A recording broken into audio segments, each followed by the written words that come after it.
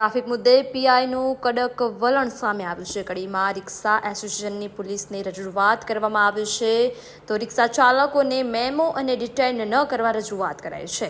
કડી શહેરમાં ટ્રાફિકનો મુદ્દો માથાના દુખાવો સમાન બની ગયો છે।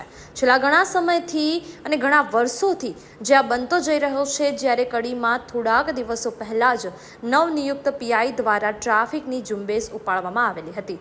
એકાએક ટ્રાફિક મુદ્દે પોલીસ દ્વારા ઝુંબેશ ઉપાડતા રિક્ષા ચાલકોમાં ફફડાટ જોવા મળી રહ્યો હતો, જે બાદ રિક્ષા ચાલકો તેમજ એસોસિએશન દ્વારા પોલીસને રજૂઆત કરવામાં આવી હતી અને કડી પોલીસ દ્વારા શહેરમાં અનેક ઠેકાણે બેફામ લારીઓ, ગલ્લાવાળાઓ, પાછાણાવાળાઓ જાહેર રોડ રસ્તા ઉપર બેસવાથી ટેવાયેલા હોય અને પોલીસ દ્વારા થોડા સમયથી તેઓને હટાવવાની કામગીરી કરવામાં આવેલ છે। જે કામ નગરપાલિકાનું છે તે કામ પોલીસ દ્વારા કરવામાં આવેલ છે, જ્યાં ટ્રાફિક મુદ્દે કડી પીઆઈનું કડક વલણથી રિક્ષા ચાલકોમાં ફફડાટ જોવા મળી રહ્યો છે।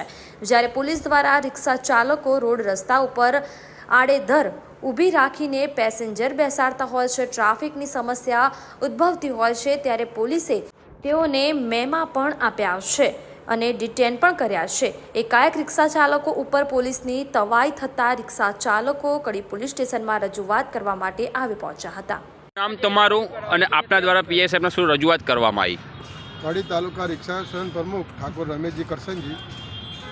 નવા પીઆઈની નિમણૂક થયા પછી કડીમાં ઘણી બધી રિક્ષાઓને એમને 500ની પાવતીઓને એવું આપી, એટલે મારા ધ્યાનમાં આવ્યું, રિક્ષાવાળા મારા જોડે આવ્યા બધા, એટલે અમે રિક્ષા એસોસિએશન દ્વારા સાહેબનો ટાઈમ આજે લીધો અને સાહેબને મળ્યા। આજે સાહેબને રજૂઆત કરી કે ભાઈ સાહેબ, અમારે રિક્ષાવાળા મધ્યમ વર્ગના છે અને એમને આવક બીજી કોઈ છે નહીં, રિક્ષાવાળાને તમે આવો 500ની પાવતી આપશો તો એમને ઘર ચલાવવાની મુશ્કેલી પડશે। એટલે સાહેબે રજૂઆત સાંભળી અમારી રિક્ષા એસોસિએશન દ્વારા।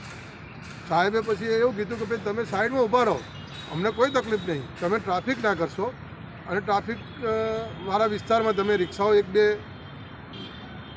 જોઈન્ટમાં મેલો છે મેકશો નહીં, એક રિક્ષા લાવીને ભરીને જતા રહો, બીજી રિક્ષા મેલો, એવી રીતે કરો અને ટ્રાફિકની સમસ્યા તમે હલ કરો તો મારે કોઈને તકલીફ કરવી નથી અને તમે તમારી રીતે ધંધો કરો, મને મારી રીતે કામ કરવા દો અને ટ્રાફિક થવું ના જોઈએ એવી સૂચના આપી સાહેબે।